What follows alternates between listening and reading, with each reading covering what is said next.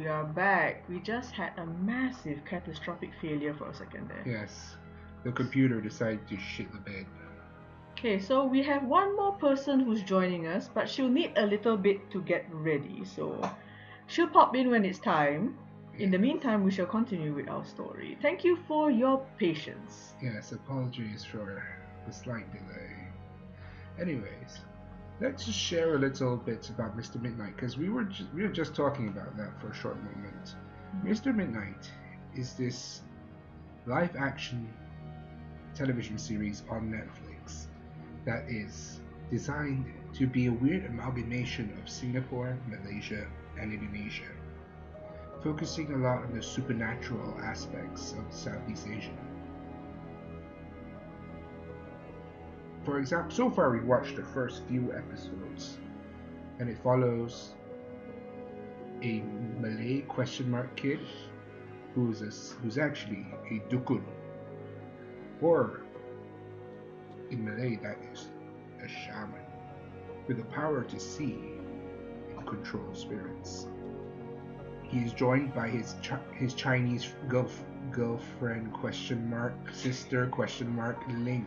Good friend, who so happens to be female and may or may not be distantly related. Ling question mark. And they also have two other friends, Nat, who is a white boy who has hair in between his ears, and a transfer student from the UK named Zoe. Yes. Who seems to be skeptical of everything, even though a ghost just literally stole her phone and put a selfie on their version of Instagram. I am not even joking. Yes, so you have the ultimate skeptic, who, despite being assaulted and trapped inside a coffin due to a ghost, says ghosts aren't real. But nonetheless, it's actually really interesting to me because we don't really get that much representation in popular media. By me, I refer to Southeast Asian cultures, especially when it comes to the supernatural. And they handle things tastefully and not in a way that is especially scary. They don't go into the heavy stuff. For example, they do go over the concept of a tuyul. A tuyul is a child spirit / imp that goes around crawling through your cupboards, rifling your change, moving your stuff around the house, generally being a little nuisance. But the true stories of tuyuls are actually way more dark than the show that's on. Because tuyuls are the spirits of the unborn. Whether the child is brought from miscarriage or is a result of an abortion, whatever is left of the child is placed in a jar. The jar is filled with liquid, and to feed the creature, you have to put your finger in the liquid with the fetus, and it will prick your finger so that you will bleed. The baby will then begin to suckle on your finger like it is its mother's teat. It will drink your blood, and through that blood, the pact is formed. You may command the tuyul to do all sorts of things for you, from going to your neighbor's house and stealing things. Usually they can steal small things, like chump change. Besides, whoever actually remembers where the change went, who knows? Maybe you have a tuyul lurking in your room right now, scraping the bottom of the floors, hiding underneath your beds. Who knows? But nonetheless, the show treats it more as a imp instead of a aborted fetus, which I think is a bit more classy. I mean, the show is targeted for 13-year-olds after all. It's very hard to tell a 13-year-old about child death. Although there are certain parts of the show which I feel are relatively accurate, I would say. And like for example in that Tuyul Tuyul. Tuyul Happy birthday to you. Okay. Yes. So they are apparently afraid of their own reflection, and it actually does repel the creature in the show. So as a person who is reasonably interested in supernatural stuff, I find that the representation of a lot of things in this show is actually relatively accurate to the source material. Or at least they try, even though the costumes are really fucking campy. Yes, Power Rangers has better, more intimidating villains. But nonetheless, I appreciate the attempt. I actually enjoyed the Mr. Midnight books growing up. In fact, I even have one or two books that were signed by the author, well, rather the guy who facilitates the Mr. Midnight novels, James Lee. Not to be confused with Russell Lee of True Singaporean Ghost Stories, whom I also met and got an autograph. He or they, them, he's never been unmasked. He's a cool guy. But in terms of James Lee, he was also pretty fun. And his books, though he may not have directly written them himself, they are good stories. They're fun stories for youngsters in their first forays into the deep, dark unknown. For the uninitiated, it's something like Goosebumps, but catered towards an Asian audience. A Southeast Asian audience, particularly. So you won't see as many of those slip-mouth women or ghosts that were crushed by a train running around like a torso. Yet, we've only watched 4 episodes.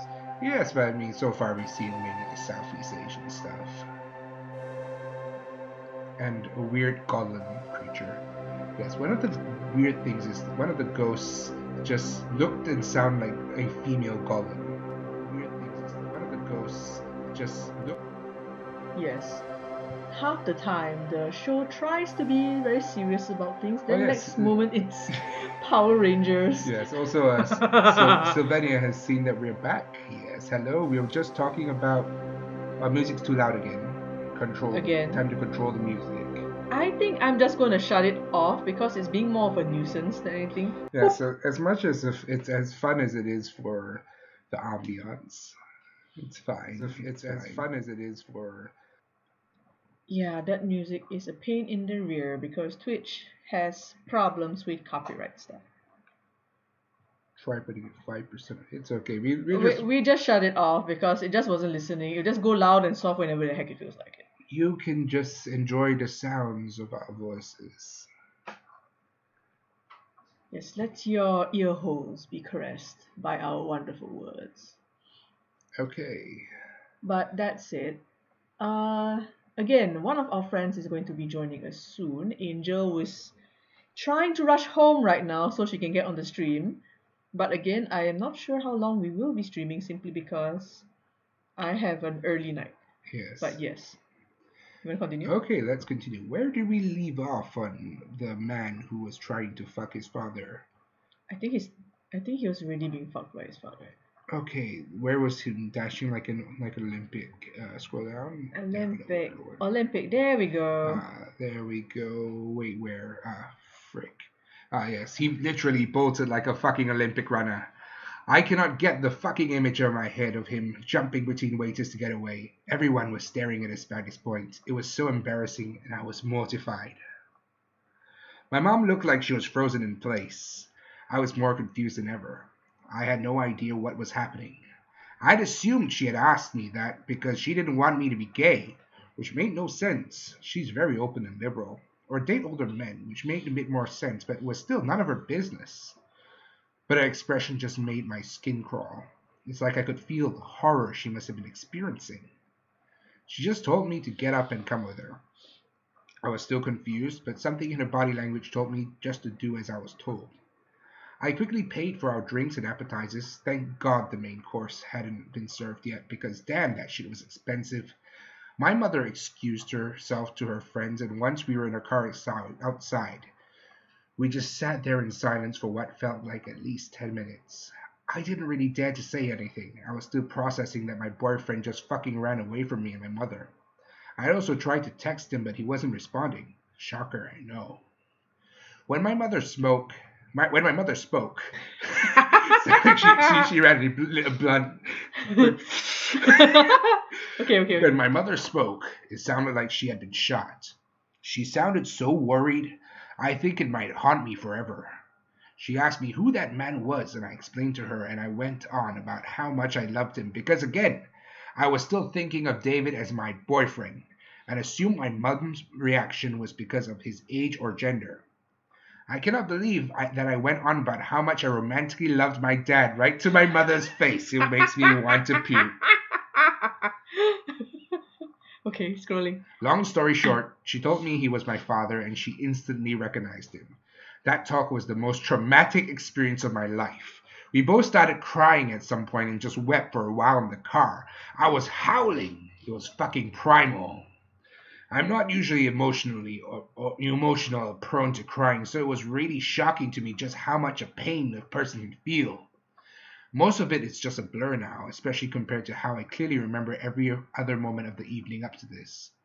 We drove home. I slept in my old bedroom. We haven't talked about it since my brother is also staying at our place still. He's a med student, never moved out because of housing costs. And he knows something's up. Tried talking to me about it, and I just broke down again.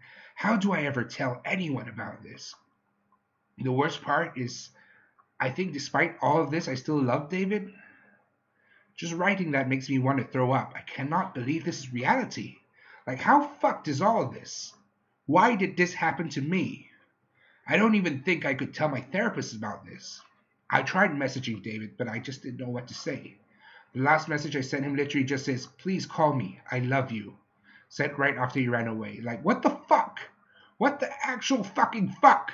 Like, how do I come back from this? How do I ever look my mom in the eye again? I haven't left my room yet, and I'm in tears while writing this. I can't even remember the last time I cried before yesterday, and now I've been doing it non-stop. If anyone has any advice, as if who the fuck else would ever accidentally do this besides stupid old me, it would be highly appreciated. Also, feel free to make dark jokes about this. It's my coping mechanism. I also did not proofread this as I don't think I could bring myself to read it again. Wow, that was alright. very incesting. Well, at least it seems that his father is consistent because he seems to be very good at the running away part. Mm-hmm. Like a fucking Olympic sprinter. There's 437 comments. 437 concerned individuals. Or maybe they also like to fuck parents, who knows. Oh, there's one comment here. In Europe, there are twins separated at birth who ended up meeting, falling in love, and getting married. The courts granted them an annulment when they discovered they were related. It's uncommon but happens more than people realize. Yikes. And that was the story of Dipper and Mabel Pines. Okay. Oh god. Somewhere out there is probably fan art made in color pencil of them doing terrible things with a pig sleeping in the same bed. Yes. Can I interest you in a little bit of everything all of the time? Yes, the true off my chest. But here's the thing: how often are you sure that they are actually telling the truth? Like, sometimes you wonder: are they just trolling? Are they just here to just share fabrications? Because who knows? Yeah, I'm going to try to find the balloon creepypasta. Balloons. Because this horror story is not a true horror story, but it is a mixture of terrifying and fucking hilarious. Let me see. Oh, that's a long one. No, this is not the right one.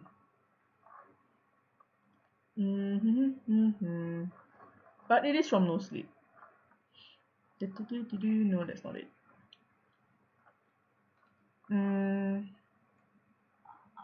Balloon horror story. Sorry. Wife heart attack. It's the only thing I can remember from this. Because, like, Have you ever heard of No End House? No End House? Yes, the No End House. No, I have not. You can search it up. It's interesting story because it's supposed to be apparently an allegory for like drug abuse. Is this it? Yeah, that's the creepypasta. Woo! Yeah, it's apparently supposed to be an allegory for drug abuse. Okay. So, let me start by saying that, what the fuck? Sorry, it was an ad. An ad popped out in our face like a fucking jump scare. Yes, we got an ad as a jump scare. Okay, let's try it again. Okay, let me start by saying that Peter Terry was addicted to heroin. We were friends in college and continued to be after I graduated. Notice that I said I. He dropped out after 2 years of barely cutting it. After I moved out of the dorms and into a small apartment, I didn't see Peter as much. We would talk online every now and then. AIM was king in pre-Facebook years. There was a period where he wasn't online for about 5 weeks straight. I wasn't worried. He was a pretty notorious flake and drug addict, so I assumed he just stopped caring. Then one night, I saw him log on. Before I could initiate a conversation, he sent me a message. David, man, we need to talk. That was when he told me about the No End House. He got that name because no one had ever reached the final exit. The rules were pretty simple and cliche. Reach the final room of the building and you win $500. There were 9 rooms in all. The house was located outside the city, roughly 4 miles from my house. Apparently Peter had tried and failed. He was a heroin and who knows what the fuck addict, so I figured drugs got the best of him and he wigged out at a paper ghost assembly. He told me it would be too much for anyone, that it was unnatural. I didn't believe him. I told him I would check it out the next night no matter how hard he tried to convince me otherwise. Hey, $500 sounded too good to be true, so I had to go. I had to set out the following night. When I arrived, I immediately noticed something strange about the building. Have you ever seen or read anything that shouldn't be scary, but for some reason, a chill crawls up your spine? I walked towards the building and the feeling of uneasiness only intensified as I opened the front door. My heart slowed. I let a relieved sigh leave me as I entered. The room looked like a normal hotel lobby decorated for Halloween. A sign was posted in the place of a worker. It read, Room 1 this way, 8 more follow. Reach the end and you win. I chuckled and made my way to the first door. The first area was almost laughable. The decor resembled the Halloween aisle of a Kmart, complete with sheep ghosts and animatronic zombies that gave a static growl when you passed by. At the far end was an exit. It was the only door beside the one I entered through. I brushed through the fake spider webs and headed for the second room. I was greeted by fog as I opened the door to room 2. The room definitely upped the ante in terms of technology. Not only there was a fog machine, but a bat hung from the ceiling and flew in a circle. Scary. Ooh. They seemed to have a Halloween soundtrack that one would find in a 99-cent store and loop somewhere in the room. I didn't see a stereo, but I guess they must have used a PA system. I stepped over a few toy rats that wheeled around and walked with a puffed chest towards the next area. I reached for the doorknob and my heart sank to my knees. I did not want to open that door. A feeling of dread hit me so hard I could barely even think. Logic overtook me after a few terrified moments, and I shook it off and entered the next room. Room 3 is when things began to change. On the surface, it looked like a normal room. There was a chair in the middle of the wood-paneled floor. A single lamp in the corner did a poor job lighting the area, casting a few shadows across the floor and walls. That was the problem. Shadows, plural. With the exception of the chairs, there were others. I'd barely walked in the door and I was already terrified. It was at that moment that I knew something wasn't right. I didn't even think as I automatically tried to open the door I came through. It was locked from the other side. That set me off. Was someone locking the doors as I progressed? There's no way I would have heard them. Was it a mechanical lock that set automatically? Maybe. But I was too scared to really think. I turned back to the room and the shadows were gone. The chair's shadow remained, but the others were gone. I slowly began to walk. I used to hallucinate when I was a kid, so I wrote off the shadows as a figment of my imagination. I began to feel better as I made it to the hallway pointing to the room. I looked down as I took my steps, and that's when I saw it. Or rather, I didn't see it. My shadow wasn't there. I didn't have time to scream. I ran as fast as I could to the outer door and flung myself without thinking into the room beyond. The fourth room was possibly the most disturbing. As I closed the door, all lights seemed to be sucked out and put back in the previous room. I stood there surrounded by darkness, not able to move. I'm not afraid of the dark, I never have been, but I was absolutely terrified. All sight had left me. I held my hand in front of my face, and then if I didn't know what I was doing, I would never have been able to tell. The darkness doesn't describe it. Sorry, 1 second. Oh, hello. Hello, Angel. Can you... Hello. Okay, we can hear you, but you're super duper soft. You turn up. All right. Say Hello? something. Hi. Hi. Okay. Hello. Sorry Hello. to interrupt. All right. No. Chat, if you can hear her, please let us know. Yes. Okay. Oh, it's super duper loud. Oh, okay, we're so sorry. All right. We're so sorry. Okay. Exploded your ears. Okay, how's that? Okay. Yeah, we're just going to continue reading the story. Okay. Hello. Hello, who this? Hello. Hello, who this? Okay. Here, right? Screw up. The fourth room was possibly the most disturbing. Yep, we already been through that. Ah, yes. I couldn't hear anything. It was dead silence. When you're in a soundproof room, you can still hear yourself breathing. You can hear yourself being alive. But I couldn't. I began to stumble forward after a few moments, my rapidly beating heart the only thing I could feel. There was no door in sight. Wasn't even sure there was one this time. The silence was then broken by a low hum. I felt something behind me. I spun around wildly, but could barely even see my nose. I knew it was there, though. Regardless of how dark it was, I knew something was there. The hum grew louder and closer. It seemed to surround me, but I knew whatever was causing the noise was in front of me, inching closer. I took a step back. I never felt that kind of fear. I can't really describe true fear. I wasn't even afraid I was going to die. I was so scared of what the alternative was. I was afraid of this thing what this thing had in store for me. Then the lights flashed for a second. I saw it. Nothing. I saw nothing, and I knew I saw nothing there. The room was again plunged in the darkness, and the hum became a wild screech. I screamed in protest. I couldn't hear this goddamn sound for another minute. I ran backwards, away from the noise, and fumbled for the door handle. I turned and I fell into room 5. Before I describe room 5, you have to understand something. I'm not a drug addict. I've had no history of drug abuse or any sort of psychosis short of the childhood hallucinations I mentioned earlier.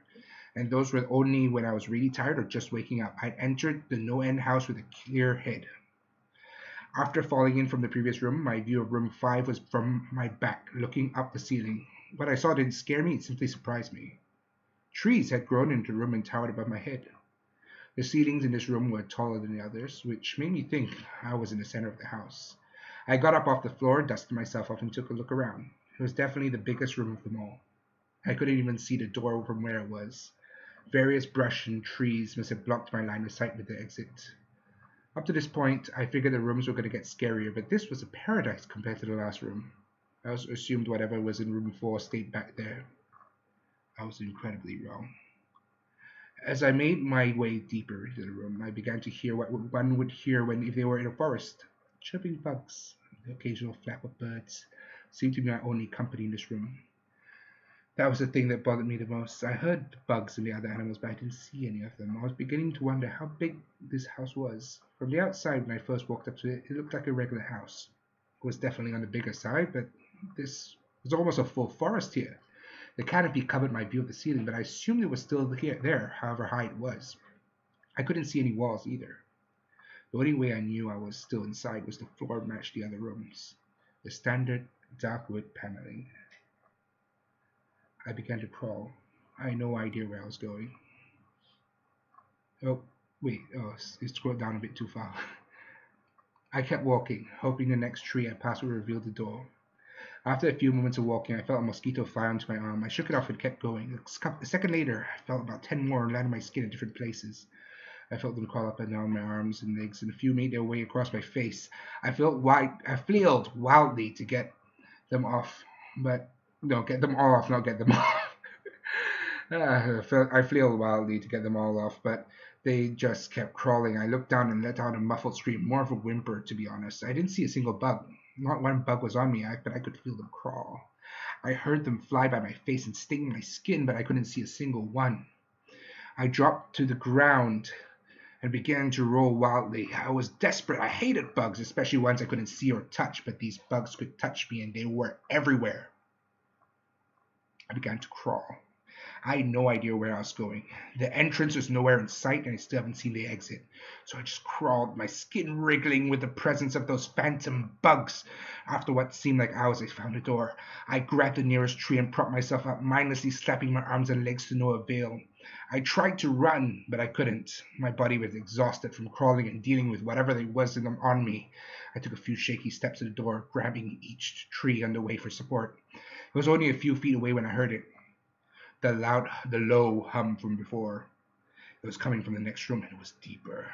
I could almost feel it inside my body, like when you stand next to an amp at a concert. The feeling of the bugs on me lessened as the hum grew louder.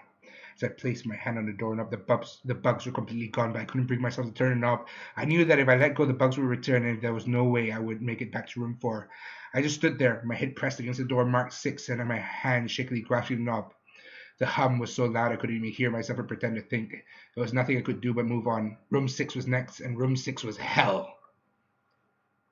I closed the door behind me, my eyes held shut and my ears ringing. The hums were surrounding me. As the door clicked into place, the hum was gone. I opened my eyes in surprise, and the door I had shut was gone. It was just a wall now. I looked around in shock. The room was identical to room 3, the same chair and lamp, but with the correct shadows this time. The only real difference was that there was no exit door, and the one I came in through was gone. As I said before, I had no previous issues in terms of mental instability, but at that moment I fell into what I now know was insanity. I didn't scream, I didn't make a sound. At first I scratched softly. The wall was tough, but I knew the door was there somewhere. I just knew it was. I scratched at where the doorknob was. I clawed at the wall frantically with both hands, my nails being filed down to skin against the wood. I fell silently to my knees. The only sound in the room was the incessant scratching against the wall. I knew it was there. The door was there. I knew it was just there. I knew if I could just get past this wall. Are you all right? I jumped off the ground and spun in one motion. I leaned against the wall behind me and saw what it was that spoke to me. To this day I regret ever turning around. There was a little girl. She was wearing a soft white dress that went down to her ankles. She had long blonde hair to the middle of her back and white skin and beautiful blue eyes.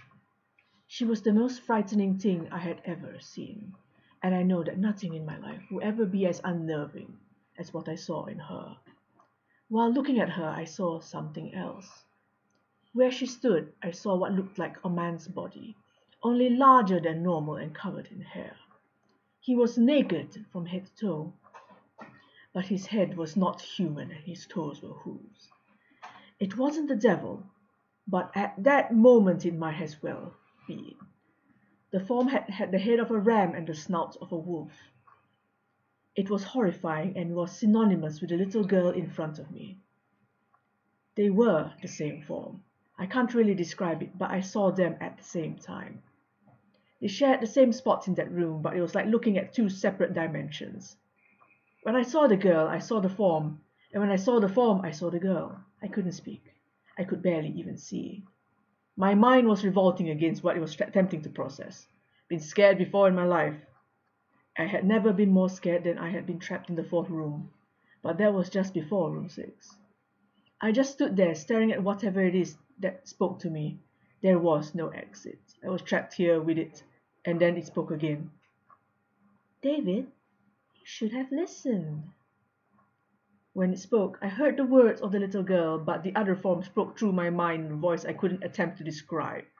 There was no other sound. The voice just kept repeating that sentence over and over in my mind, and I agreed. I didn't know what to do. I was slipping into madness, yet I could not take my eyes off what was in front of me.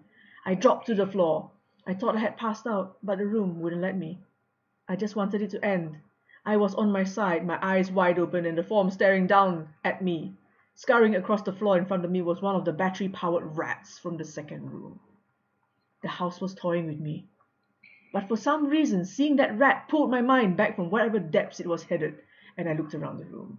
I was getting out of here. I was determined to get out of that house and live and never think about this place again. I knew this room was hell and I wasn't ready to take up residency. At first, it was just my eyes that moved. I searched the walls for any kind of opening. The room was not that big. It didn't take long to soak up the entire layout. The demon still taunted me, the voice growing louder as the form straight rooted to where it stood. I placed my hand on the floor, lifted myself to all fours and turned to scan the wall behind me. Then, I saw something I couldn't believe. The form was now right at my back, whispering to my mind how I shouldn't have come. I felt this breath on the back of my neck, but I refused to turn around. A large rectangle was scratched into the wood, with a small dent chipped away at the center of it. Right in front of my eyes, I saw the large 7 I had mindlessly etched into the wall. I knew what it was. Room 7 was just beyond that wall where room 5 was moments ago. I don't know how I had done it. Maybe it was just my state of mind at the time. But I had created the door. I knew I had. In my madness, I had just scratched into the wall where I needed the most. An exit to the next room. Room 7 was closed. I knew the demon was right behind me, but for some reason it couldn't touch me. I closed my eyes and placed both hands on the large 7 in front of me. I pushed as hard as I could. The demon was now screaming in my ear. It told me I was never leaving. It told me that this was the end but I was not going to die. I was going to live here with them in room 6. I wasn't. I pushed and screamed at the top of my lungs. I knew I was going to push through the wall eventually. I clenched my eyes shut and screamed, and the demon was gone. I was left in silence. I turned around slowly and was greeted by the room as it was when I entered. Just a chair and a lamp. I couldn't believe it, but I didn't have time to dwell. I turned back to the 7 and jumped back slightly, but what I saw was a door. It wasn't the one I scratched in, but a regular door with a large number 7 on it. My whole body was shaking. It took me a while to turn the knob. I just stood there for a while staring at the door. I couldn't stay in room 6. I couldn't, but if there was only room 6, I couldn't imagine what 7 had in store. I must have stood here for an hour just staring at the 7. Finally, with a deep breath, I twisted the knob and opened the door to room 7. I stumbled through the door, mentally exhausted and physically weak. The door behind me closed as I realized where I was. I was outside. Not outside like room 5, but actually outside. My eyes stung. I wanted to cry. I fell to my knees and tried, but I couldn't. I was finally out of that hell. I didn't even care about the prize that was promised. I turned and saw that the door I just went through was the entrance. I walked to my car and drove home, thinking how nice the shower sounded. As I pulled up to my house, I felt easy. The joy of leaving Noah and the house had faded, and dread was slowly building in my stomach. I shook it off as residual from the house and made my way to the front door. I entered and immediately went up to my room. There on my bed was my cat, Baskerville. He was the first living thing I had seen all night, and I reached to pet him. He hissed and swiped my hand. I recalled in shock, as he never acted like that. I thought, whatever, he's an old cat. I jumped in the shower and got ready for what I was expecting to be a sleepless night. After my shower, I went to the kitchen to make something to eat. I descended the stairs and turned to my family room. What I saw would forever be burned in my mind, however. My parents were lying on the ground, naked and covered in blood. They were mutilated to near unidentifiable states. Their limbs were removed and placed next to their bodies, and their heads were placed to their chests facing me. The most unsettling part was their expression. They were smiling, as though they were happy to see me. I vomited and sobbed there in the family room. I didn't know what happened. They didn't even live with me at the time. I was a mess. Then I saw it. A door that was never there before. A door with a large number 8 scrawled on it in blood. I was still in the house. I was standing in my family room, but I was in room 7. The faces of my parents smiled wider as I realized this. They weren't my parents. They couldn't be, but they looked exactly like them. The door marked 8 was across the room, behind the mutilated bodies in front of me. I knew I had to move on, but at that moment I gave up. The smiling faces tore into my mind. They grounded me where I stood. I vomited again and nearly collapsed. Then the hum returned. It was louder than ever, and it filled the house and shook the walls. The hum compelled me to walk. I began to walk slowly, making my way closer to the door and the bodies. I could barely stand, let alone walk, and the closer I got to my parents, the closer I came to suicide. The walls were now shaking so hard it seemed as though they were going to crumble, but still the faces smiled at me. As I inched closer, their eyes followed me. I was now between the two bodies, a few feet away from the door. The dismembered hands clawed their way across the carpet towards me, all while their faces continued to stare. New terror washed over me as I walked faster. I didn't want to hear them speak. I didn't want the voices to match those of my parents. They began to open their mouths, and the hands were inches away from my feet. A dash of desperation, I lunged towards the door, threw it open, slammed it behind me. Room 8. I was done. After what I had just experienced, I knew there was anything else this fucking house could throw at me that I couldn't live through. There was nothing short of the fires of hell that I wasn't ready for. Unfortunately, I underestimated the abilities of No End House. Unfortunately, things got more disturbing, more terrifying, and more unspeakable in Room 8. I still have trouble believing what I saw in Room 8. Again, the room was a carbon copy of Room 3 and 6. But sitting in the usually empty chair was a man, and after a few seconds of disbelief, my mind finally accepted the fact that the man sitting in the chair was me, not someone who looked like me. It was David Williams. I walked closer, and I had to get a better look, even though I was sure of it. He looked up to me and noticed tears in his eyes. Please don't do it. Please don't hurt me. What? I asked. Who are you? I'm not going to hurt you. Yes, you are, he was sobbing now. You're going to hurt me, and I don't want you to. He sat in the chair with his legs up and began rocking back and forth. It was actually pretty pathetic looking, especially since it was me, identical in every way. Listen, who are you? I was now only a few feet from my doppelganger. It was the weirdest experience yet, standing there talking to myself. I wasn't scared, but I would be soon. Why are you? You're going to hurt me. You're going to hurt me. If you're going to leave, you're going to hurt me. Why? Why are you saying this? Just calm down, alright? Let's try and figure this. Then that's when I saw it. The David sitting down was wearing the same clothes as me, except for a small red patch on his shirt embroidered with the number 9. You are going to hurt me. You're going to hurt me. Please, you're going to hurt me. My eyes didn't leave that small number on his chest. I knew exactly what it was. The first few doors were plain and simple, but after a while they got a bit more ambiguous. 7 was scratched into the wall, but with my own hands. 8 was marked in blood above the bodies of my parents, but 9, no. This number was on a person, a living person. Worse still, it was on a person who looked exactly like me. David, I had to ask. Yes, you're going to hurt me, you're going to hurt me, he continued to sob and rock. He answered to David. He was me, right down to the voice. But that 9... I paced around for a few minutes while he sobbed in his chair. The room had no door, and similarly to room 6, the door I had come through was gone. For some reason, I assumed that scratching could get me nowhere this time. I studied the walls and floor around the chair, sticking my head underneath and seeing if there was anything below. Unfortunately, there was. Below the chair was a knife, attached to a tag that said, "To David, from management." The feeling in my stomach as I read that tag was somewhat sinister. I wanted to throw up, and the last thing I wanted to do was remove that knife from under the chair. The other David was still sobbing uncontrollably.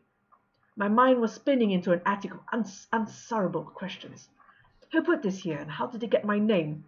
Not to mention the fact that I knelt on cold wood floor as I sat in that chair, sobbing in protest of being hurt by myself. It was all too much to process. The house and the management had been playing with me this whole time.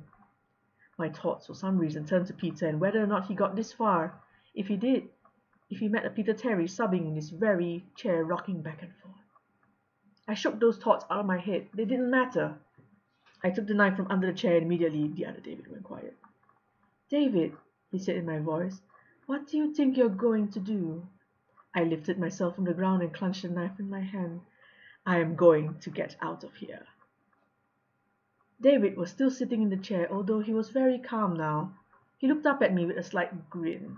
I couldn't tell if he was going to laugh or strangle me.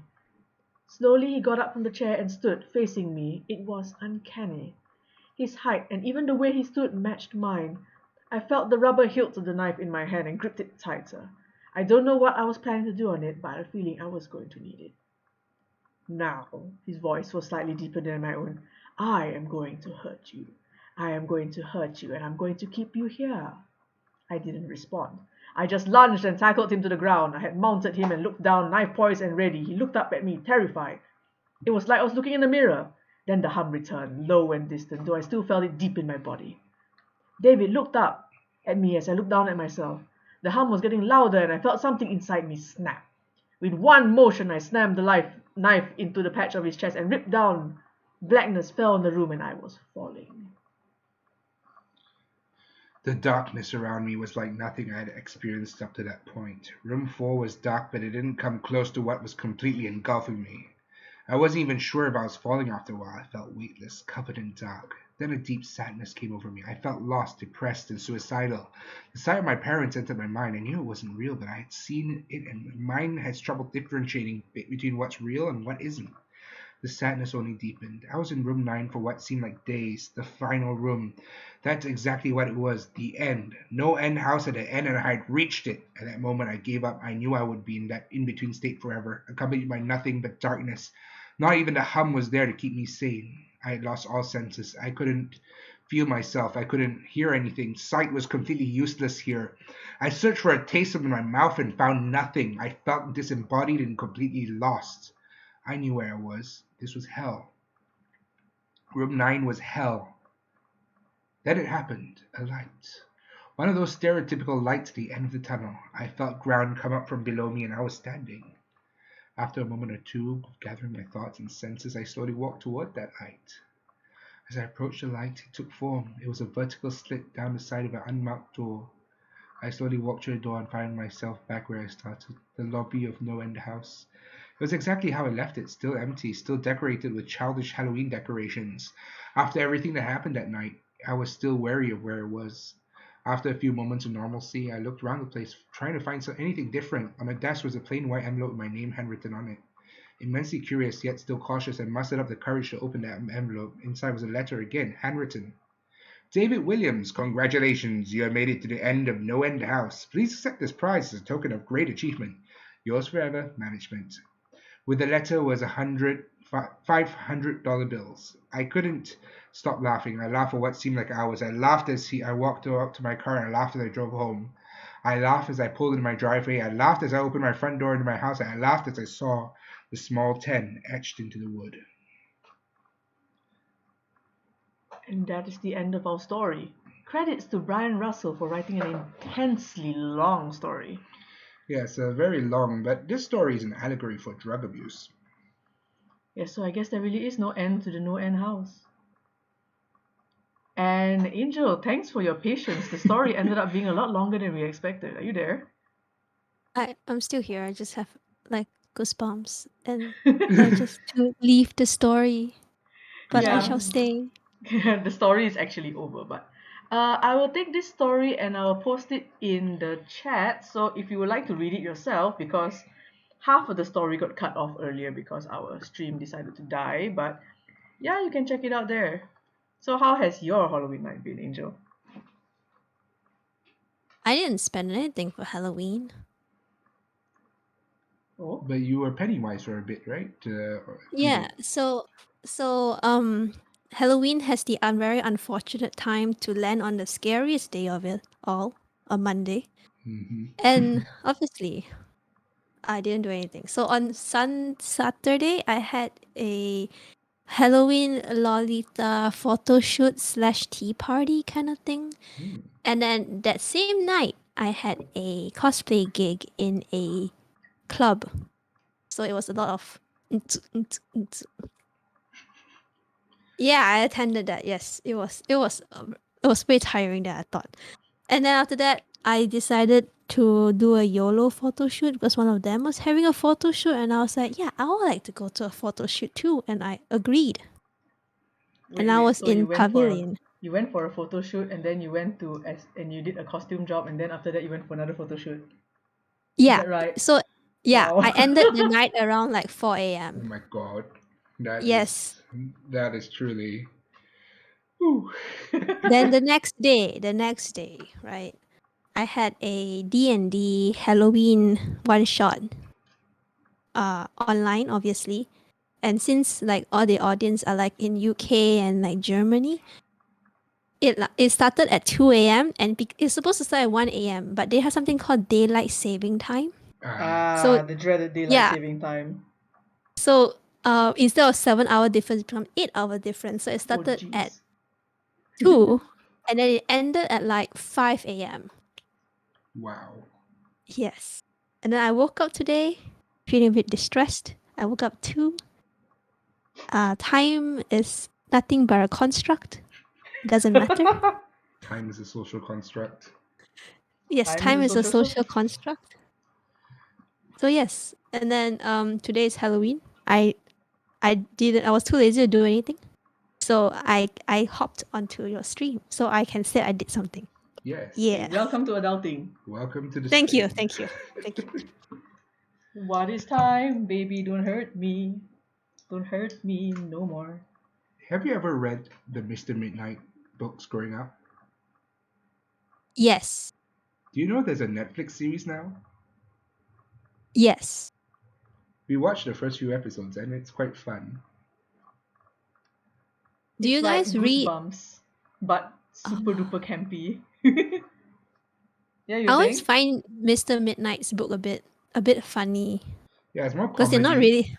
Yeah, it's more comedy. Like I know, like the more horror, Asian horror oriented was like Singapore horror stories. True Singaporean ghost stories. Oh my god, And one of the Hatuli. books really fucked me up.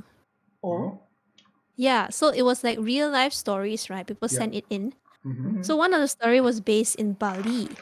Mm-hmm. And basically someone went shopping, bought a really small statue with hair on the top. Mm-hmm. And then the tiny figurine bit her. What the heck? And then it became smooth and warm, and then it's slowly starting to come for her blood. And I was so frightened for it. I was avoiding Thailand and Bali Why for so Thailand though? long. Because the small figurine, I thought it's like somehow connected. To Thailand? Anywhere, yeah. And then when I went to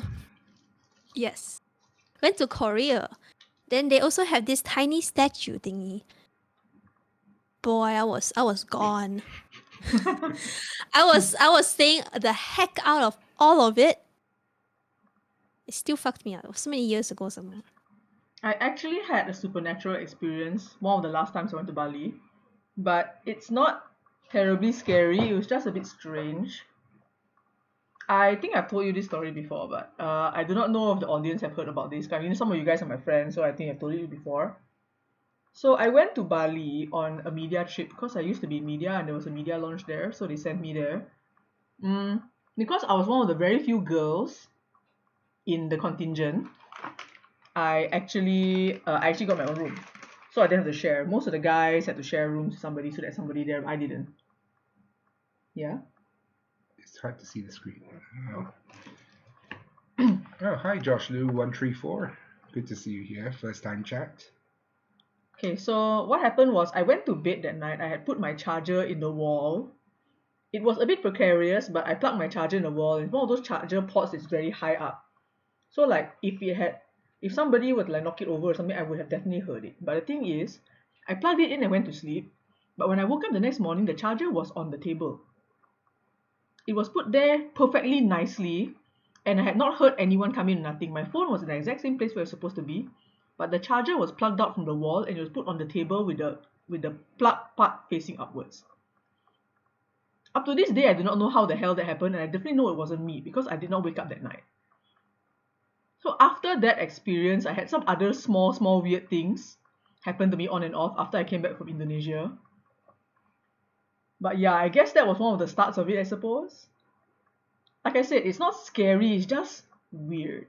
Like, maybe whatever creature came through my room that night just, Cheryl's phone is already 100%. Let's save the environment. Let's unplug it from the wall. So Yes, very caring. and Sylvania knows that you're a light sleeper, so if anyone wanted to come nearby, you wake up.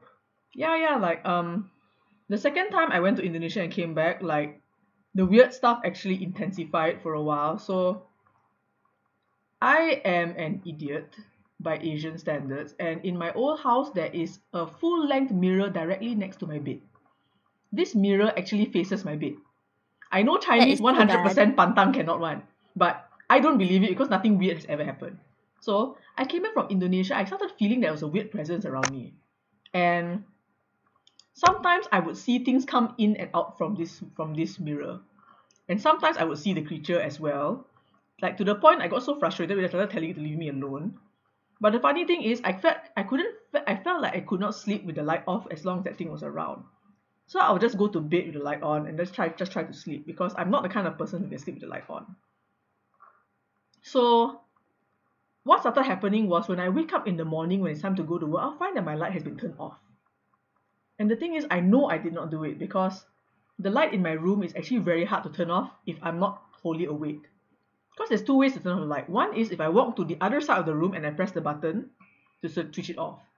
The other way, which is nearer to me but it's impossible to do when you're asleep, half asleep, is the kind when you pull it and then it will turn off. And the light on my ceiling has 3 modes, so you have to pull it 3 times to turn it off. So whatever it was also turning off my light. And it gets weirder. This went on for a few months, and then I went and met one of my cousins, and I had dinner with her, and I told her that some of this stuff was happening. Then she told me the next day that she started coming home and the light in front of her house was starting to shut off for no reason, and she's the only one living there. So I'm just like, did I transfer something to her? But she didn't tell me anything else was weird after that, so I guess it just went away. But like, heck. Iran, it's done playing with the lights. I have like a horror story too, but it wasn't horrifying until afterwards, where I can process what was happening. Okay, let me just quickly check the chat now. My friends are in Nights of Fright. I said no. You can watch Goosebumps on YouTube. Oh yeah, you can watch Goosebumps on YouTube. But I don't like the TV series that much. I feel they're a bit weird. They're kind of gross. But yeah, again, you can go ahead with your story. So it happened when I was like a teenager and I was sleeping on my bed. And then my bed faces the wall, so obviously I like to like huddle by the wall, in the corner. And so last time I was young, my mom would weasel her way in between the wall and me and like gently just push me off the bed to wake me up, Okay, that's cute, but also ouch. Yes. So at one point I was sleeping in the afternoon, and it was like 3 to 4 around there. It was after school. And then I was super tired, taking an afternoon nap, and I just saw someone wiggle her way into between us and just pushing me. And I was so annoyed. I was just like, let me sleep. I'm tired. It's a long day of school. I want to sleep. Yeah. And I was just curling up I was like, stop it. And then the person just disappeared, and I just went back to sleep. I didn't think about it, I didn't think that my parents come home at 7.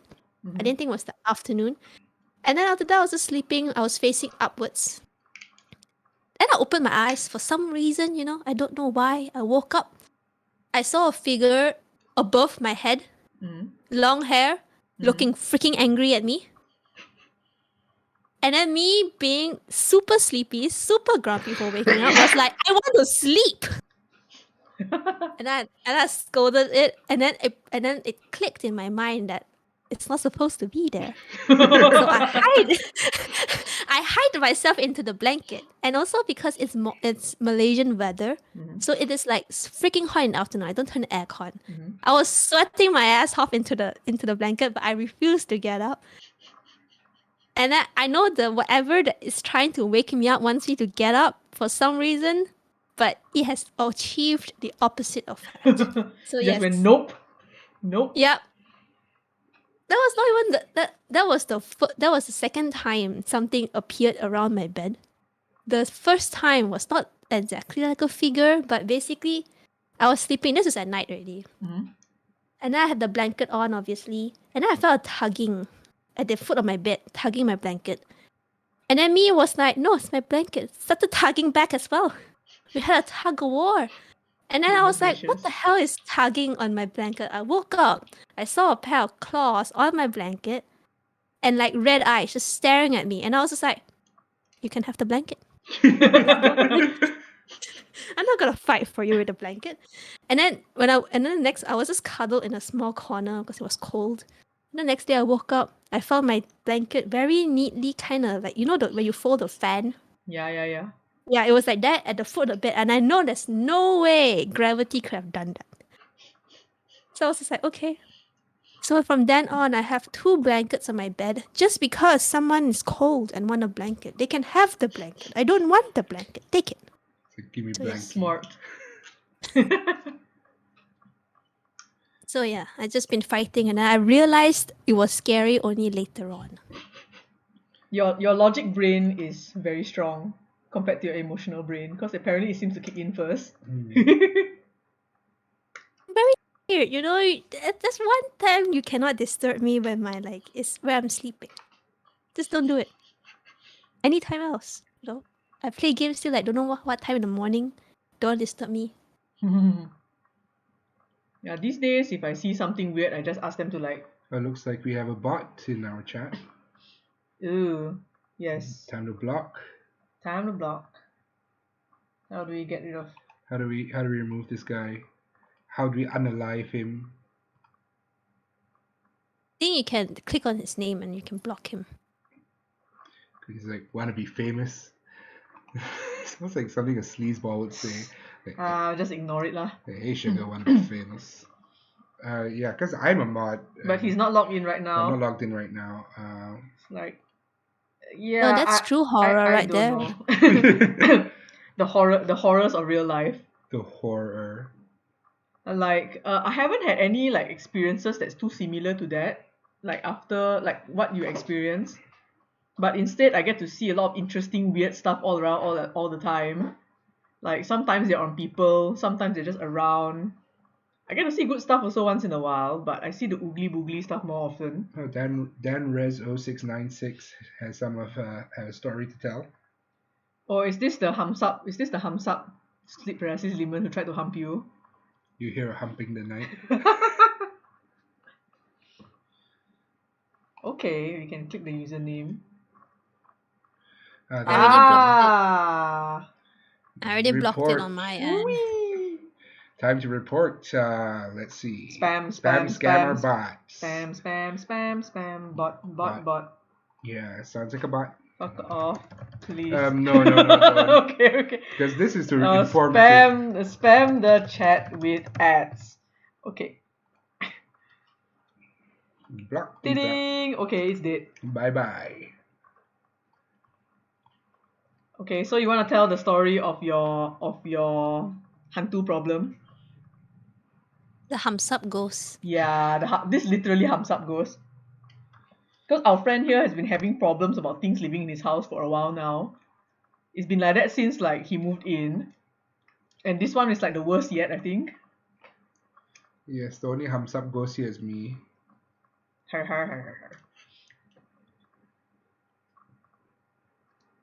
Okay, you want to tell the story? Yeah, you can share your story in the chat and we'll read it out. I don't have that many horror stories of my own though. I remember once I went camping for outbound school. It was a solo camp adventure. We were forced to make tents that were far away from each other, and we were practically alone. I barely could get a tent up on my own actually, because no one taught me how to build a tent. So I put a string in between 2 trees and hoped for the best. And things were quite normal. I couldn't get a fire, so I couldn't cook anything, and I did not eat for a whole day. And by nightfall, it was so dark, and I'm actually terrified of the dark.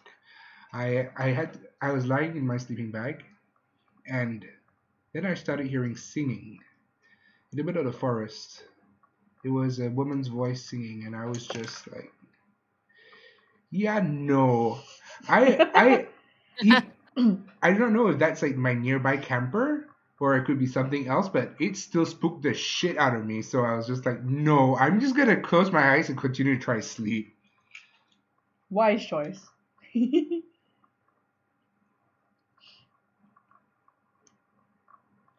And thankfully, nothing happened. Yeah, thankfully nothing happened. For all we know, Whatever happens makes good story for later on. yeah, Yeah, I guess. I can't sleep on my back because I'm prone to like sleep paralysis when I'm on my back, and when I get sleep paralysis, I hallucinate. But they're not really anything terribly scary. Because like I would just see figures and shit when I hallucinate, but I don't feel that they're really ghosts. They're just sleep paralysis, like hallucinations. Okay, Dan Rez has shared his story on the chat. Essentially, I woke up in the middle of the night. Let me just pull this thing closer a bit. Okay, essentially, I woke up in the middle of the night. I found the toilet light for some reason open, so I switched it off and went back to bed. As soon as I rest on the table with rest on the bed with my back against the wall, the next thing I knew, the bed got heavier, and then I felt arms wrapped around me. Then I felt them touch my butt. Yeah, Ghost tried a cup of feel there. Well, they did more than that, man. They didn't finish his story. Yeah, need time to write. I think it got censored. Something poked me from behind. Oh god. Bad touch. Mm-hmm. That does not sound No pleasant. consent. No consent. Yes, consent is king, whether you're alive or dead. So like, I don't get sleep paralysis very often. Like it hardly ever happens, but like I remember one time it actually did, and this happened to me when I was in university. Probably the only time it ever happened. So like, it was already like mid-morning, and I don't remember what I was supposed to. Hey, don't pull. Sorry, got the snagged on the. Yeah, the wire is not very long. Yeah, so I had woken up for some reason, but for some reason I was also dreaming at the same time. It was like I was caught between two places. So on one hand, I was dreaming about something. My dream was still continuing on, but I could hear my fan in my room. I could feel my bed. I could feel my blanket. Everything is like my body is aware of where am I, but my mind or soul has not returned back to my body. And I couldn't come out of either state. I couldn't just go back to sleep and continue dreaming, and I couldn't wake up. So I was actually stuck in that state for a while. I'm not sure how long, and I started freaking out that I couldn't move or get out of it until one of my friends so happened to call me on my phone. Then when my phone rang, my body woke up. Then I managed to snap out of it. It was really weird, but that hasn't happened to me a second time. But like, it's kind of freaky because like, you are aware that you're in two places at the same time. Like the only time that has ever happened to me is when I had a trip. Yeah. Oh, then it's continuing his story. So I held and touched my butt. Something poked me in behind. I started reading prayer. Because my body felt weaker, I almost immediately got out swinging. So he tried to beat it up. I mean, that is the way. That is really you, Danrez. Yes, the way of the fist. The way of the fist. Like, you managed to get rid of it, right, in the end?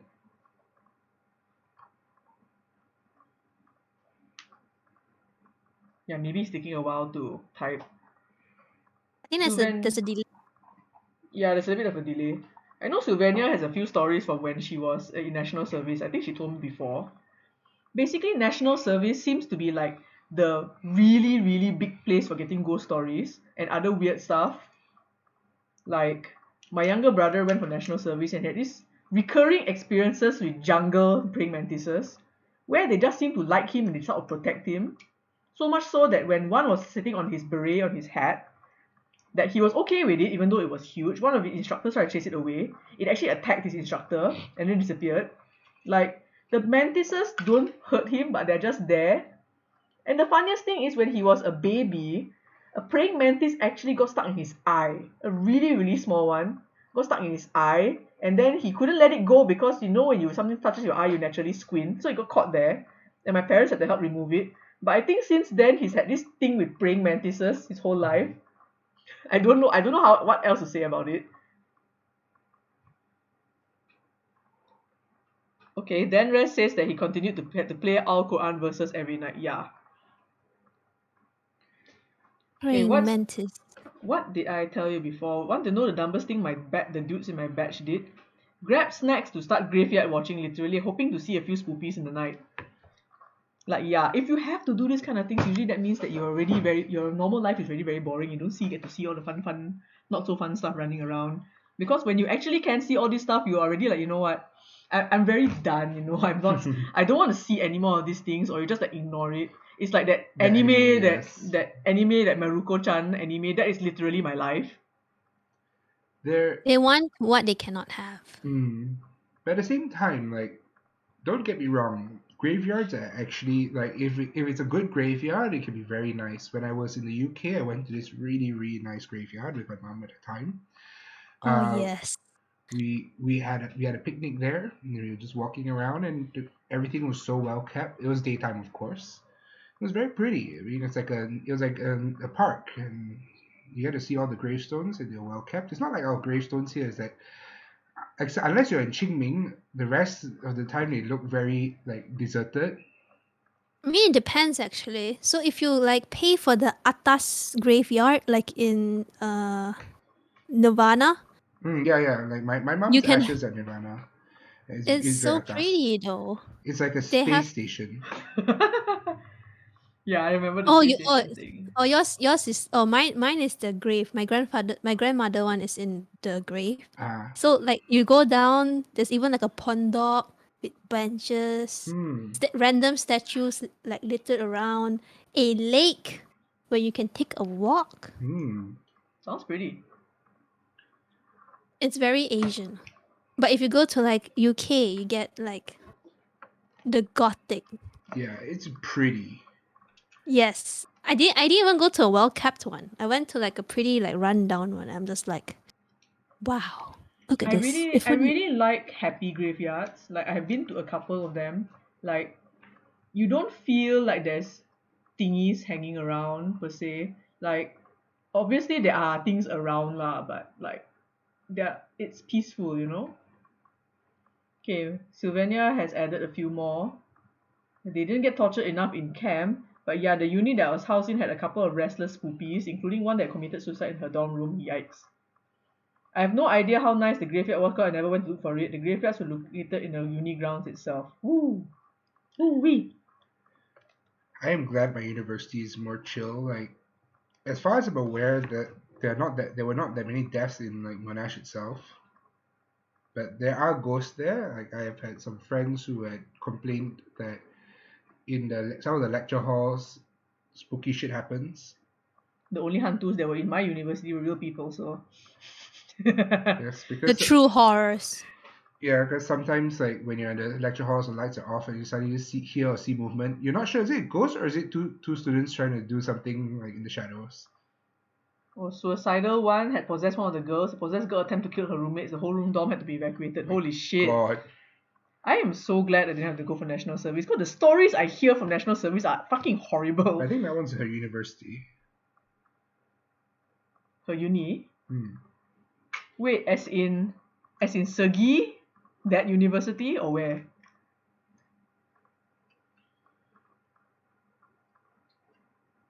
Because I used to hang out at Segi all the time to the point that some lecturers even were asking me like what course I'm there.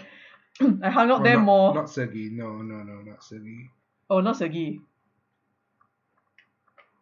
UPM. Well, that makes sense. UPM. Ah, okay. UPM being a bit haunty makes sense. My old high school was also supposedly haunted, like the old Chinese school I used to be in. My primary school also. So in my primary school there was this shack that was just barely out of bounds to the school that looked really run down. Everyone used to claim that, oh, it's why all the ghosts go and all that. And it doesn't help that my school was next to a graveyard, so it added extra spooks. Yeah, I think both of my schools I had growing up were apparently allegedly haunted. Like my primary school, I was told by some of the other students there. Obviously, I did not see anything myself. I don't know, but they said that there were people who were what's the word for it? Decapitated. During Japanese. Executed. Yes, there were people executed there during Japanese time. So they said there were headless ghosts walking around and soldiers. I personally had not seen anything because at that time I couldn't really see things yet. But I had to go to my primary school for like UPSR extra classes on some nights, and going to the toilet was the scariest fucking thing ever. I have a feeling that some of my nightmares are because of my experiences in that damn toilet. Because I still have dreams where the layout is exactly the same as that fucking toilet, even though it's been like 20 plus years, I still dream about it.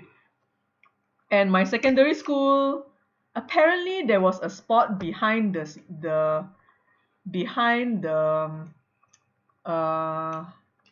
Tingkatan 6 building that apparently was haunted, but I've never actually gone to the back there, so I don't know. For all you know, it was just people being humpy, not haunted. I have no idea. Because I never went back there because apparently there's a lot of wild dogs, so I never checked. Then Okay. Rest says, damn, my sister also kena possessed in Sergi. Wow. Sylvie says, she heard jingle bells, ignored it, bells stood in front of the door, next thing you know, she blanked out. So she heard jingle bells. And more fun stories went to Camp at Kubu Baru. The smart Smart ass ass decide batch to play before a us. Ouija board. Actually, Ouija It, boards don't actually work. That's the funny thing. But here's the thing, even though it may not directly work as a ritual, like as an intentional ritual, unintentionally choosing to sort of like call these sort of things tends to attract them. But I think like a lot of people say that Ouija boards like they attract demons and stuff. I don't believe it's true. Most of the time you attract spirits and stuff. But it's more of it's more of the players that are calling the spirits rather than the board itself. You can use any form of way to communicate with the undead. Like in the Chinese style, there's the teacup style with all the Chinese words, or the one with the 笔仙 where you have a bunch of people holding a pen. If you believe in chaos magic, you can do it with a piece of cardboard and somebody's stolen left shoe. So there's no like real like hard and fast way to do it. It's all a matter of what you believe. Okay, so there's more stories from Sylvie. Because of that dumb girls, one of the camp tents was intentionally left empty in the side jungle. Team had to patrol at 3 a.m. Went 10 by 10, checked all the girls are in bed and no hanky-panky. Forgotten one tent was meant to be empty. Peeked in and saw that the tent was filled, baggages neatly placed at each side, fans on, etc. etc. My partner also saw that it was full. When we regrouped, we reported all is well, etc. etc. What time is it? Now it's 11:24. I reported mine and everyone stared at me because the tent is supposed to be empty. Well, at least you only saw things in there, not things, but just barang. Someone left their shit behind. Yeah, someone left their stuff there. And it's not like you didn't see someone sleeping inside. That would have been worse. You know what would have been worse if you saw someone sitting upright, asking you or looking at you like, "What's happening? What's up?" We're like, hey Chibai, put down the light lah. Still sleeping leh. Yeah, like there are some spirits around your house as well, but most of the ones I've seen, they are well-meaning, not to scare you. I mean, you know who they are lah. Jesus Christ, that's so many. What a way to go, man! Just have possessed, keep getting possessed. I cannot imagine what it's like to be possessed, and I'll never want to experience that ever. Yeah, but sometimes like our loved ones or like pets and stuff that we're close to do actually hang around a little bit for a while. Like I think sometimes they're concerned about us and just want to like, make sure things are okay. Or sometimes they are themselves a bit scared and don't want to go so soon, so just hang around for a bit. Yes, you have 2 spiked rats in your front yard as well, courtesy of me. But they're not there anymore. the spiky ones left a long time ago lah. Yes, they don't really have much of a brain cell to really want to stick around that long. I feel that yeah, dogs and cats have a tendency of sticking around a bit longer. If she got possessed by the same ghost 3 times, maybe it's an ancestor or something. Because my mom told me something about this before. That you can get possessed by your ancestors or something, but she didn't elaborate to me fully, so I don't exactly know what it's talking about. Because I don't know if I can find this information online or not. Growing up in a cult, I actually saw a person. She actually gets possessed by local land deities, and she's this frail like old lady. I think she's probably long gone by now, but like at the time I think she was like 70, 80 years old. She was this really scrawny little thing, but when she gets possessed, she can jump around, she can yell, she can sing. It's quite surreal, and she spoke a language that like no one could understand, but for some reason the cult leader knew how to communicate with her. But to me, whether it was a scam or not, it was a pretty convincing scam if it was one. But because like she was normally very very slow, very very quiet, but suddenly she can really just like spring up and she can go do a thing. And the same thing happened with the oracle, because there used to be an oracle that would come by occasionally. I was quite pissed off about that because the oracle had sage advice for everyone. Like we all lined up and he'll come and like tell people like, okay, you must do this. When it came to me, he said fuck all and just moved on. I'm just like, god damn. I got no advice for you, bro. There's no Moving advice on. for you. You are good. I'm already a perfect Settle. human being. Yes, perfection. But in terms of like things sticking you to the forest, this has actually happened to me and Dan Diet before. Like it happened like the last LARP event we went, actually something stuck to both of us when coming back. Cause like Dan said he felt something hitchhiking on his car. And as for me, after I came back from LARP, I had this crazy intense need to want to go back to Sungai Chongkap for like almost an entire fucking month. I just felt a pull to go back non-stop. Then I was talking to him about it. He said something probably stuck to me for a while. And like eventually it went away. But like really fucking weird, man. So I was like, what the hell? Yes, that's why I'm not having to take you back there. You collected acorns. Yes, I collected acorns. I had fun. Yeah, it was really Maybe weird.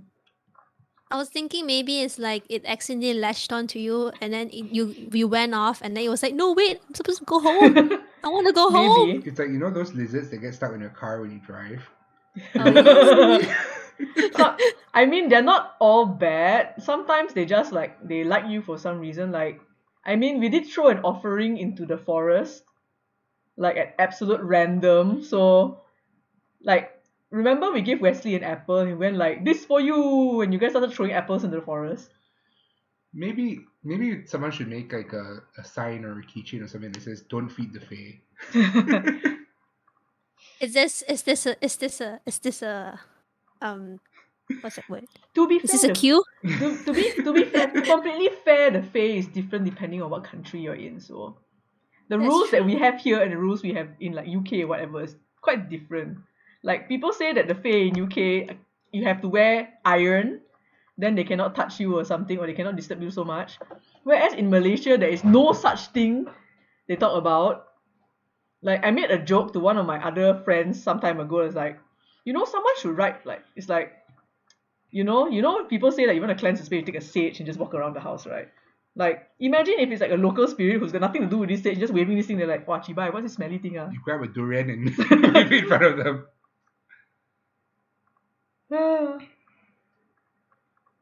Wow, how come you got so many people around you all surrounded by ghosts on? It might be like just the different people. Or it could be because some people attract spirits, Yeah. or like whether they want to or not, it just comes closely to them. Like apparently, I attract things, but I have to deal with them. yes, because I don't feel them and I don't see them. Lucky you. Yes. Yeah, like before we got all the weird stuff out of the house, well, majority of the weird stuff out of the house, like I would see weird shit every single day. Until one day, like one of it started impersonating Sean, and I got really, really pissed off. Like it looks like him, it acts like him, but I know it's not him because like sometimes the color of the body is off. Like sometimes it looks like the entire body is such a weird shade of green. But I know it's him, and I know it's not him, but it's shaped like him, and sometimes it just appear in flashes because I don't see things consistently. They just like come and go. It's not like Wesley where he sees things like 3D all the time. Like mine come in flashes. So sometimes I don't know. Just like 2 days ago, something really weird bum rushed up the stairs and just ran at me while I was in the toilet. I'm just like, fucking hell, bro, chill the fuck out. He's helping you shit. Oh my god. I saw it just like, what the fuck was that? It didn't hurt me or anything, just what the fuck was that? It's like the screaming bride, it's like, what the fuck was that? So 2+ years ago, I got screamed at by a random floating skeleton that was wearing a bridal clothes. Like Sean saw me see it. Yes, I was just watching her like BSOD for a moment. I'm just like, hello. Because I walked out of the bathroom, I saw this thing. I happened to close my eyes, saw this thing like just yelling at me. It's like, notice me, kind of yelling. Like it wasn't mad, it's just screaming. Then I opened my eyes, I walked and just like stop. Like, is that real? Then I close again, I still see it there. That one just saw me like walk, stop, walk, stop. Then I went like, and I'm like, okay. Yes, suddenly Eccentric's ping just maxed My out. ping went to 999. Like, yeah, it's weird. Like, I don't get disturbed that much by things, but like it's an adventure. I mean, ever since we got the house blessed and I removed a lot of the cursed items, things sort of went better for the most part. Yeah, like when we got the house blessed, everything that when we removed the statues first, the house felt very empty, like something got removed. Mm. And after we got the house blessed, it became less weird. I mean, Like, we have the cursed cabinet, which is now a towel cabinet. yeah, the curse cabinet has been sorted out. Like, I'm generally okay with something that is just passing through. Like, if it's not bothering me, just passing through or whatever, I think that's fine. Yes, the fun story about the cursed cabinet, it's this antique cabinet inside our bedroom. And the fun thing about it is that people of 3 different faiths, a Buddhist, a Christian, and a Muslim, saw practically the same thing when interacting with it. Yep. So that's how you know shit ain't right. I've also fought with the thing from inside the cupboard before, and it's fucking annoying. So yeah. But now we shoved it full of towels and blankets and my clothes, so no room for any spookies. I mean, it's not exactly like active in the traditional sense anymore, so there's that. But we still have a inhabited painting in the storeroom, which we do not know what to do with yet.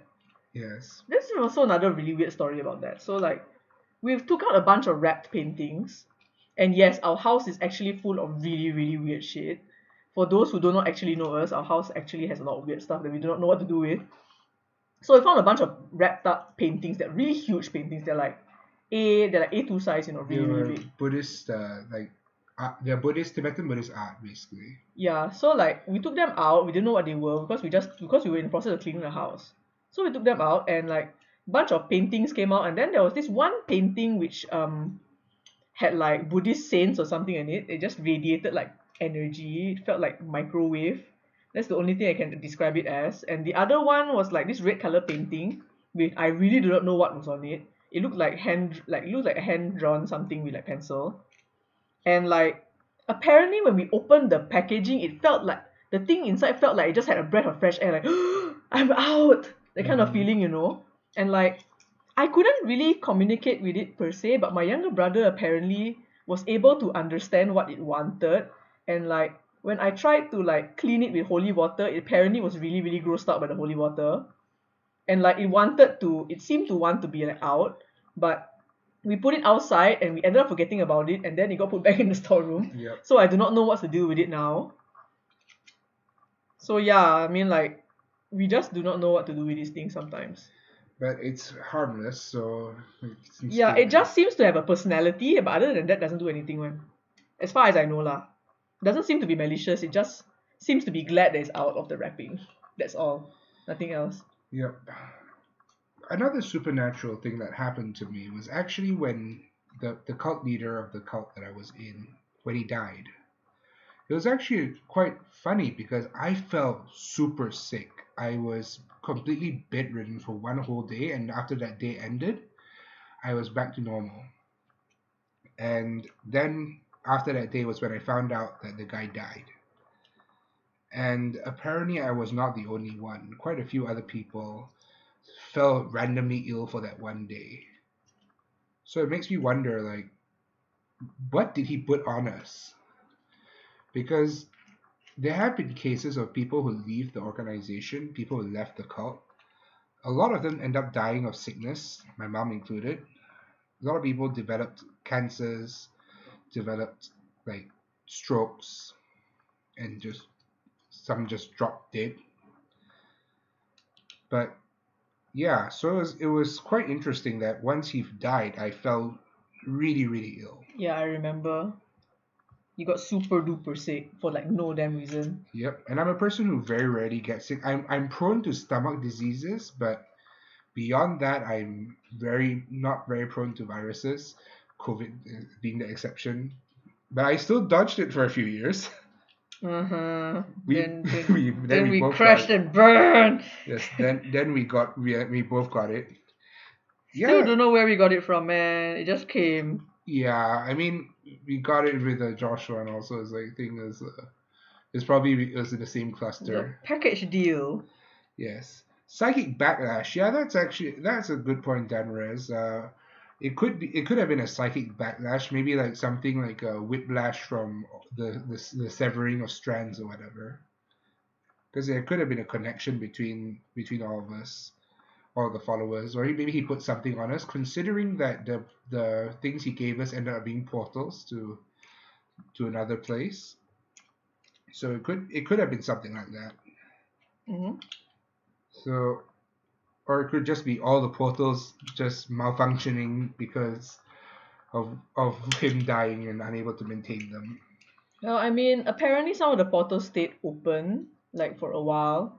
Like, there is apparently a shrine to the deity that this cult used to follow on the way up to Genting. Mm-hmm. So once when we decided to go up to Genting, some entity had just popped up from somewhere and decided to follow us all the way up.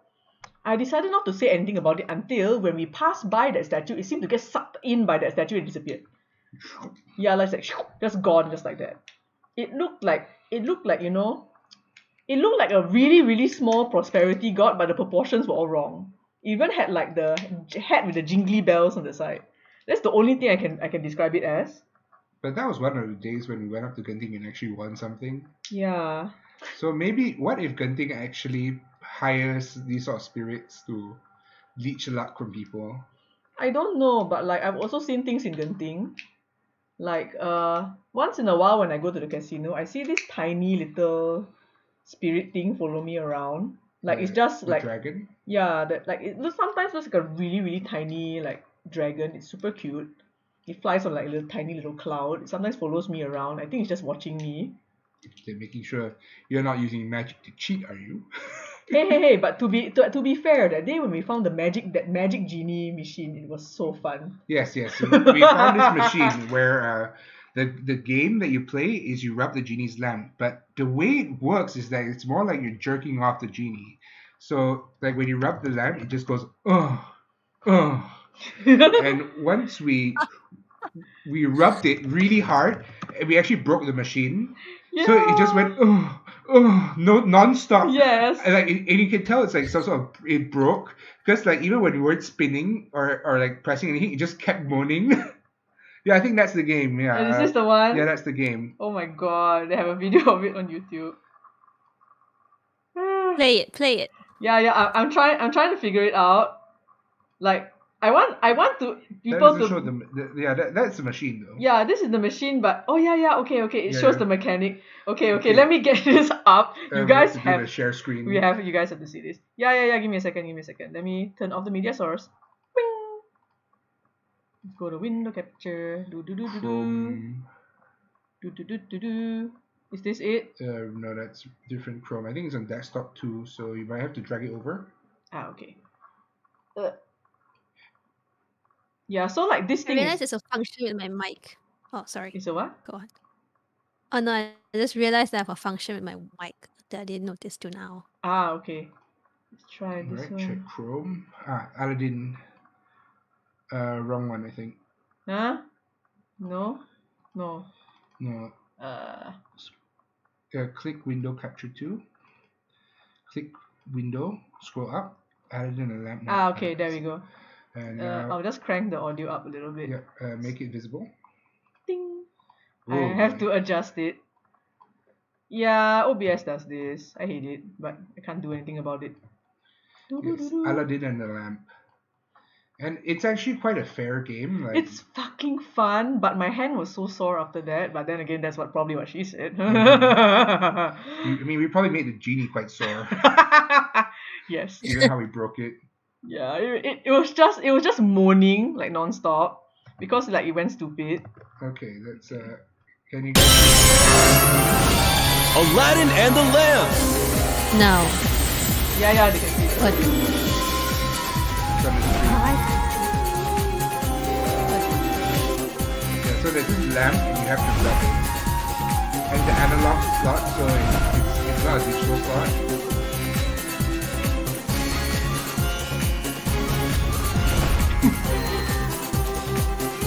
Yeah, so the rubbing lamp part is actually the funniest.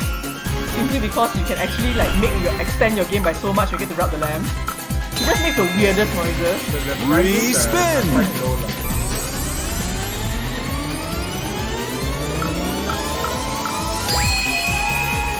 Here we go!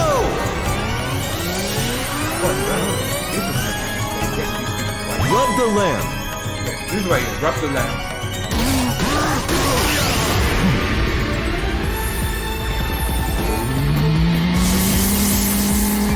And like the genie will reappear multiple times, so you can actually play very, very long with just the genie coming in and out. But in the long run, it's too good.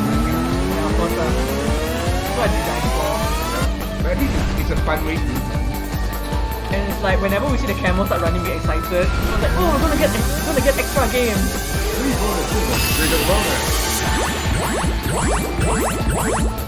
Yeah, basically you'll do this, and if you don't do it enough, it can't come out. And just Fire moaning Magic sound. free games! And like we like playing casino games Free for game its start! unique, because we know we can't really win money. I mean, if I want to win money, I just go to blackjack.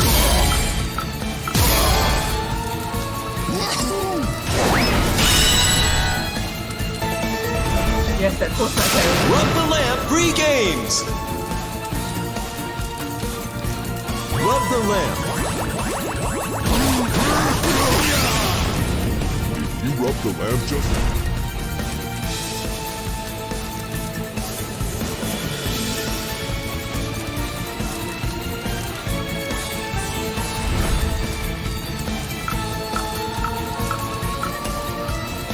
Summon the genie! Rub the lamp.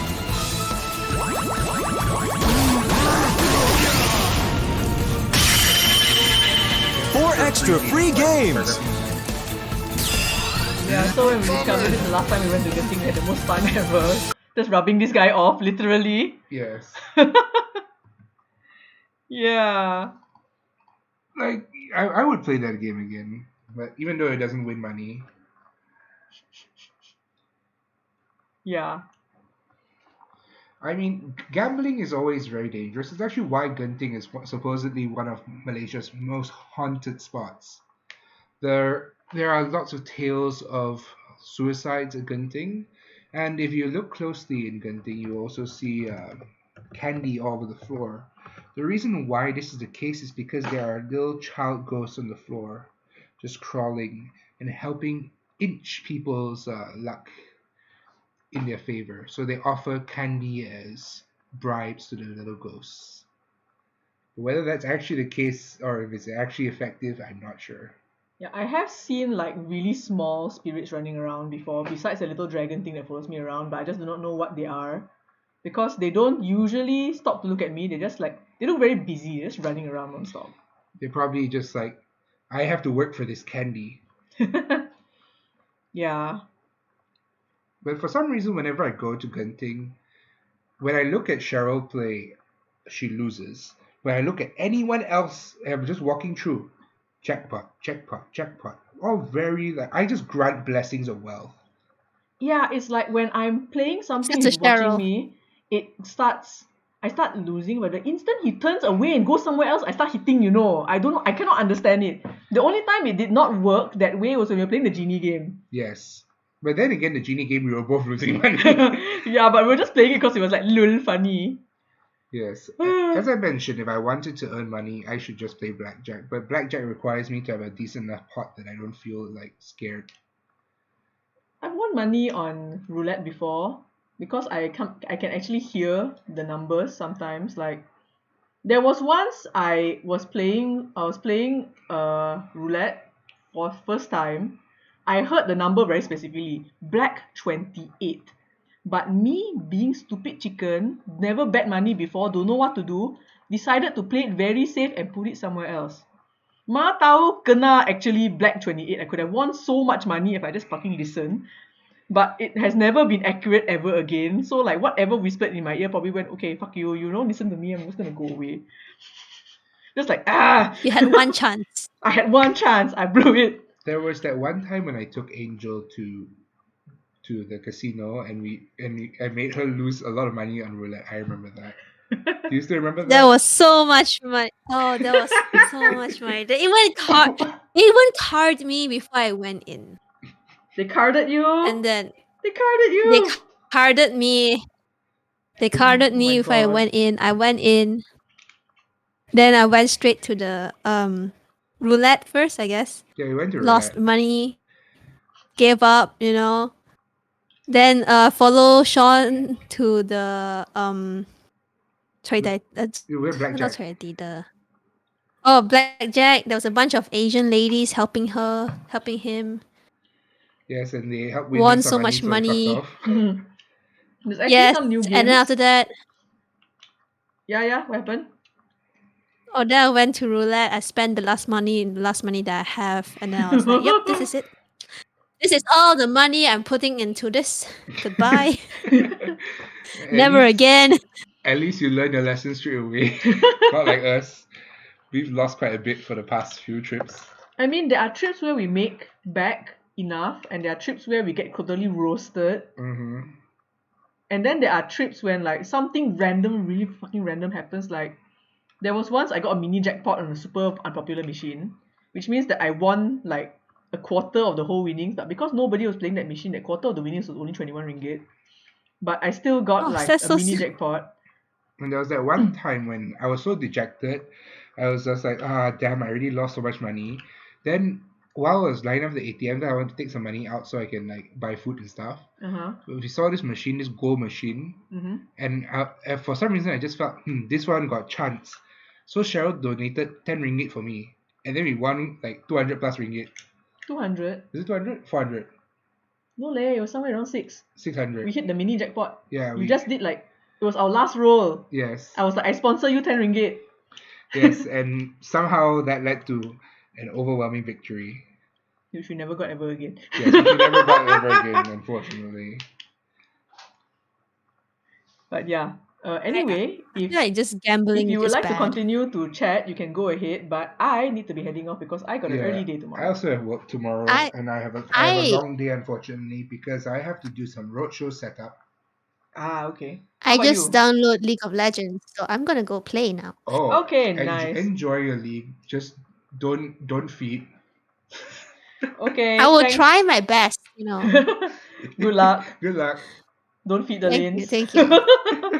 Okay. Okay. All right. Thank you for thanks, having everyone. me. Thank you, everyone. Yeah, and Yeah. Hope you enjoy. We could do a raid. Yes, enjoy Could your do a spooky. Yes, enjoy your last few You don't minutes of do a Spooky raid? Lane. Do You what? don't want to do a raid? How do we A do a raid? raid? I want to go can to raid- sleep, so I don't really want to do a raid. But Oh, okay. yeah, I really have Then to go it's okay because I'm then. already way beyond my I think sleeping time. most of our audience is also like going off already. Yeah. Okay, that's true. Okay, Maybe next time, maybe goodbye. Maybe next next time when we have more audiences. Maybe next time. Maybe next time. Okay, good night, Alright, good night, everyone. everyone. Thanks for Bye-bye. listening in. Thank you for listening to the horror Have a story. good night. Bye. Have a good night. Good night. Happy Halloween. Happy Happy Halloween. Halloween. Bye bye. Bye.